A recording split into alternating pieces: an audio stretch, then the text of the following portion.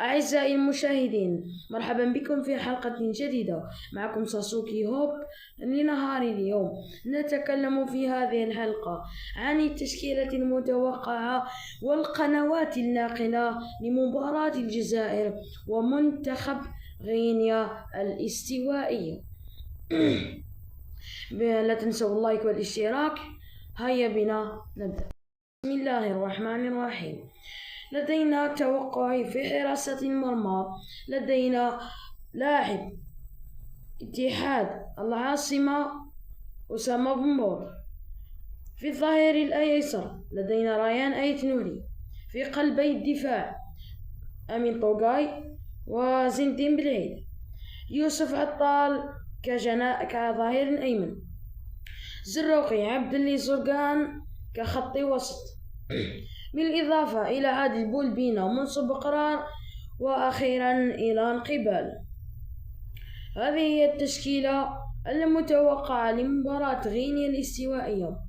يعني المدرب فلاديمير بيكوفيتش راح يلعب بخطة 4-3-3 ليكون توازن في خط الوسط والهجوم بالإضافة إلى صلابة الدفاع.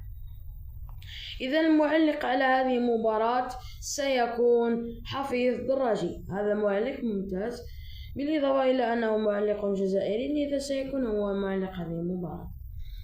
إذا القنوات الناقلة هي الأرضية الجزائرية، الشبابية الجزائرية، بالإضافة إلى بي إن سبورتس أفكون أو بي إن سبورتس ماكس. لدينا 1 2 3. نعم، هذه القنوات الناقلة. وراح نشارككم بعض التصريحات للاعبي المنتخب الوطني الجزائري بالإضافة إلى لاعبي منتخب غينيا وماذا صرح مدرب كلا المنتخبين. صرح الناخب الوطني فلاديمير بيتكوفيتش خلال الندوة الصحفية حيث قال: نحن متأسفون لما حدث، وسنرى يتكلم عن إصابة اللاعبين شرقي وحجام، وسنرى ما سيحدث في الأيام القادمة، ونأمل في تعافي اللاعبين سريعا واستعداداتهما كامل جاهزيتهما البدنية والفنية.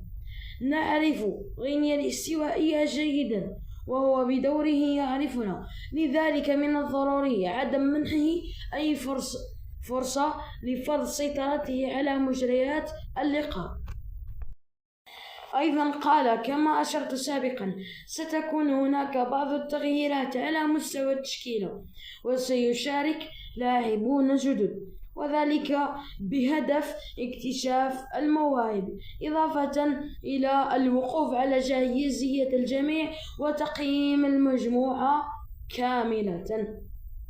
نعم، قال أيضا: غدا سأجري بعض التغييرات، ستكون مباراة حقيقية لإظهار اللاعبين أنه يجب علينا الاستمرار في العمل. بالإضافة تكلم عن زين الدين زيدان ونجله اللاعب لوكا زيدان، حيث قال عن أسطورة زين الدين زيدان: كان مشجعا رافعا لمعنويات الفريق، وأنا مسرور بحضوره في مباريات المنتخب الوطني الجزائري. وتكلم عن الأسطورة أو نجل الأسطورة لوكا زيدان، حيث قال: ساهم زيدان بشكل جيد في الفوزين، وفي وقت قصير هو في طور الاندماج ويزداد قوة. تصريح كبير قوي جدا من مدرب المنتخب الوطني فلاديمير بيتكوفيتش. بالنسبة للاعب ريان أيت نوري قال: المباراة لن تكون تحت ضغط كبير بما أننا ضمننا التأهل، لكننا سنواجه فريقا محترفا وسنبذل كل ما في وسعنا لتحقيق الفوز. أيضا قال: أشعر بأني في حالة جيدة. صحيح أني لن ألعب مع فريقي مؤخرا، يقصد نادي مانشستر سيتي، لكنني أرغب في استغلال الفرصة وتقديم أفضل ما لدي لمساعدة المجموعة. الأجواء داخل المنتخب إيجابية، ونحن مؤمنون بقدرتنا على تقديم الكثير وتشريف الألوان الوطنية. قال أيتنوري أيضا: لن نتهاون أمام غينيا الاستوائية، هدفنا التأهل بجمع 9 نقاط. المجموعة متماسكة ونسعى جميعا للذهاب بعيدا في كأس أفريقيا. استعددنا لمواجهة غينيا الاستوائية مثل باقي المباراة ونسعى لتقديم أفضل ما لدينا. الخصم يمتلك لاعبين مميزين، وعلينا إنهاء هذه المباراة قبل التفكير في المهمة المقبلة. تصريح جريء من ريان أيتنوري. إذن أما اللاعب منتخب غينيا الاستوائية في الندوة الصحفية: يجب علينا الفوز أمام الجزائر ومغادرة البطولة من الباب الواسع. يعني هذاك شغل راهو يتحدى، واللاعبين يكونوا يسمعوه ويكونوا في قلوبهم حارين بإذن الله. قال: في نسخة 2021 فزنا على الجزائر رغم قوة تشكيلاتها، ونسعى لتكرار هذا الإنجاز. لو كان ما يصحوا راكم ما ربحتوش يا خويا، وغير ما تحداوش. إضافة إلى خوان ميتشا مدرب منتخب غينيا الاستوائية: سنلعب بكل قوتنا أمام الجزائر رغم الإخسار. نريد توديع البطولة بفوز رغم أن المنتخب الجزائري يمتلك تشكيلة قوية وحقق انتصارين. هذه المباراة مهمة لنا، وخصصنا وقتا كافيا للتحضير لها بشكل جيد. حللنا أداءنا السابق لنقدم مباراة جيدة، وهدفنا هو الفوز على الجزائر. يعني هذا هو شغل ما ربحوا لا على السودان لا على بوركينا فاسو، حابين يخسرونا.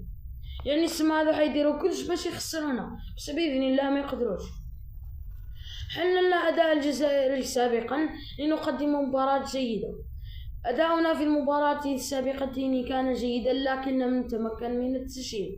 سنحسن أسلوب لعبنا لنكون أفضل رغم الوضعية الصعبة. علينا التحلي بالموقف الإيجابي على أرض الملعب للفوز وإنهاء البطولة كمنتخب مشرف. يعني تصريح كبير وقوي من مدرب منتخب غينيا الاستوائية. وفي نهاية الفيديو كما قلنا راح نتوقع لكم نتيجة المباراة، وبإذن الله الواحد الأحد المنتخب الجزائري سيفوز إما 5-0 أو 4-0، لأنه المنتخب الجزائري عنده إمكانيات وقوة، والتشكيلة الثانية قوية. أنا نصيحة لي للاعبين المنتخب الوطني الجزائري مني للاعبين المنتخب الجزائري: تشجعوا وتحلوا بالثقة، ثقوا في أنفسكم وستفوزون بأكبر نتيجة. يعني أنا نقول بإذن الله أقل نتيجة راح تكون 3-0 بإذن الله. وأنا أتوقع حتقولوا على المغيب بيت الشر. هذه لا تبقى مجرد توقعات فقط.